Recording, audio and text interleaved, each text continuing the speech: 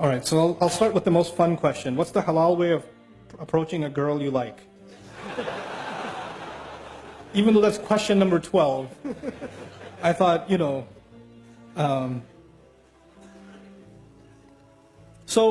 this is more complicated. We've made it more complicated than the Sahaba. So the Sahaba were simple people, and they came from a very rebellious society, where men and women did all kinds of things and nobody cared. And then Islam came. And I want to give you some background here. In Medina, when the Sahaba migrated, the Muhajirun were bankrupt nearly, right? They left everything behind. And Medina was a crazy place. Right now it's Medina Munawwara. But Medina back then was Las Vegas. It was bad. When the Prophet went there, it was not a good place. Okay, you have to understand, it was a crazy, crazy society. For instance, one of the most common industries in the city of Medina was prostitution. When the Prophet moved there, and the women that were brothels, like prostitution houses, they used to have flags outside their house, that this is a place you can come for those kinds of things. And a companion comes to the Prophet and says, Ya Rasulullah, there's a woman, because he doesn't make any money, he's a muhajir. There's a woman, she makes good money, I'd like to marry her. And what does she do? Oh, well, she's in the... You know what I'm saying? I'm not going to spell it out. And those, you know why I'm telling you this? Because Sahaba didn't even know that's a bad thing yet. They were also learning, weren't they? They didn't become angels overnight. They were being developed. And so he doesn't even think. And imagine you come to Rasulullah and ask this question. Can you imagine somebody coming to an imam today and saying, hey, so I'm thinking about the next janazah would be of the sheikh. Like, it would be... And then the ayat came, no, you cannot marry those kinds of women in Surah An-Nur. Like, revelation came to teach Sahaba and teach the believers, look, those are not the kinds of people you want to marry. They are their own. Don't mix with them. Like Ibn Ashur says, rahmahullah, in his tafsir, that ayah is referring to professional prostitutes, that the zani will not marry a zani, is referring to them. Because the question was actually raised. I wanted to bring this up to you because for them, you would think that, if the Sahabi saw a woman from a mile away, he went the other way and made istighfar the whole night. No, it wasn't like that. They interacted with each other, they talked to each other, they worked with each other, they were in business partnerships. All kinds of interactions happened between men and women, but with principles. It was respectful, it was dignified. And when a companion, when somebody liked somebody else, you know what they did? Here's the astaghfirullah part. Here's what they did. Hey, I like you. Want to get married? And she'd say, maybe, talk to my dad. He'd say, okay. And then you go to the dad and say, hey, I like your daughter. And I talked to her, she's not entirely opposed to the idea. Is it cool? And he says, let me talk to my daughter. How this happens today in London is you go to a girl, respectfully, hey, we worked together for 3 years. Would you consider marrying me? And she's like, And maybe she says, please don't talk to my dad, he'll kill me. Because if you talk to my dad, he'll say, this is why you go to work? This is why we sent you to uni? Like, you fathers, I have 4 daughters. Listen, those of you that are fathers, that have daughters, you sent your daughters to university. You brought your daughters to this country. You made them live here. You took them outside in society. You made that decision. And when somebody a Muslim likes them, that's a good thing. How are they going to get married sitting at home? Who's going to like them? So when somebody approaches them in a respectful way, you should not say, oh my God, the day has come, astaghfirullah. Ye din bhi dekhne the, oh tawbah, tawbah. What a humiliation. Now we have to go take you back into Bangladesh and hide you in a village somewhere because some guy likes you. Astaghfirullah. And there's somebody should ruqya on her and calm down. It's okay. Somebody likes your daughter, that's a good thing. Now you go and investigate, find out. It's completely fine. The only rishta mentioned in the Quran, the only approach mentioned in the Quran is that of Musa alayhi salam in Madian. He was by himself, Musa was by himself. And these girls were by themselves working outside. And he went up to them and helped them out. And the girl said, he's kind of nice. And she went back to her dad and said, hire him. Which means, come on, dad. You know.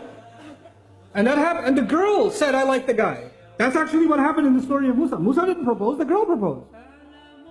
And the father can't propose unless he has the approval of his daughters.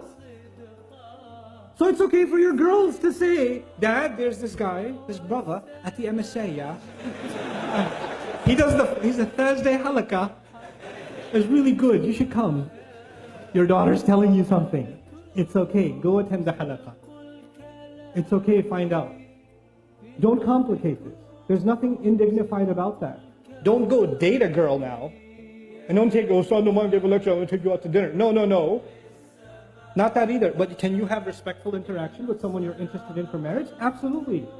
Absolutely. Nothing wrong with that. Can you take your time to understand each other's likes and dislikes? Yes, it's fine. Respectful courtship is okay. With parental guidance, in dignified fashion, there's nothing wrong with it.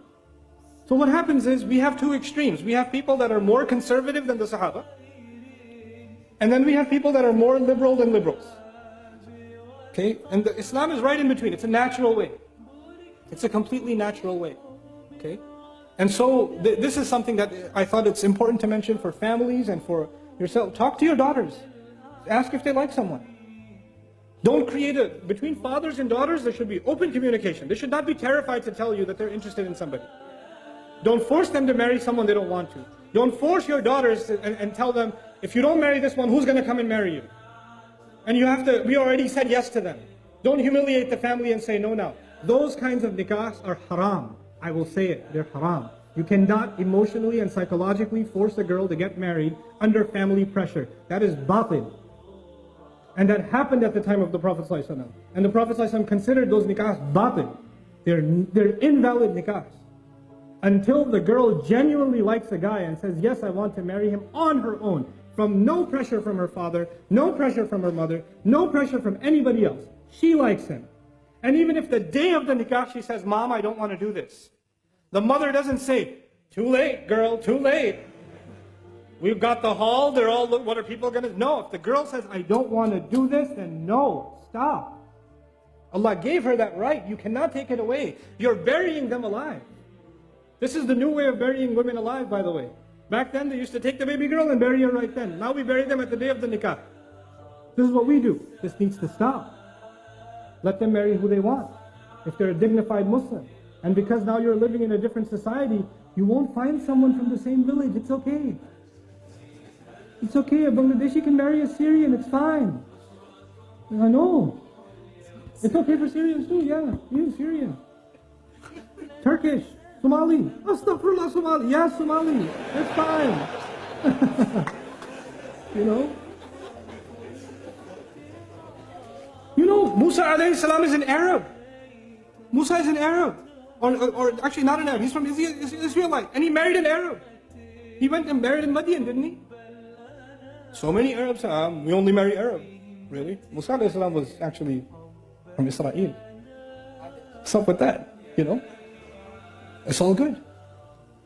So it's a time now, it's a strange time that we live in. And actually the only thing that can save us is the basic principles of our deen. And making the path to marriage easy is actually one of the greatest battles against shaitan. When we make the path to marriage difficult. When you have 28, 30, I'm not going to do other questions, forget it. Let's just talk about this. What we're going to have 35-year-old boys not married. What do you think? They were doing tahajjud for 35 years? What planet do you live on? They didn't do anything haram? No evil thoughts went in their head? They didn't go to university? They didn't go to work?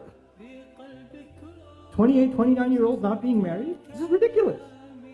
It's absolutely absurd. It's unacceptable.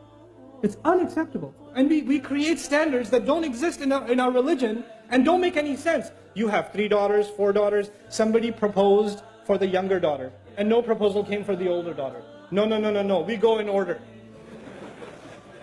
Who said you go in order? Which Sharia? If there's a good blessing that came to your home for whichever age, why would you deny it?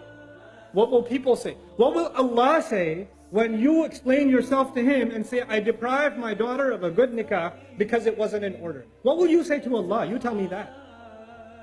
What are you going to do? Ridiculous. This nonsense needs to stop. Marriage needs to be made easy.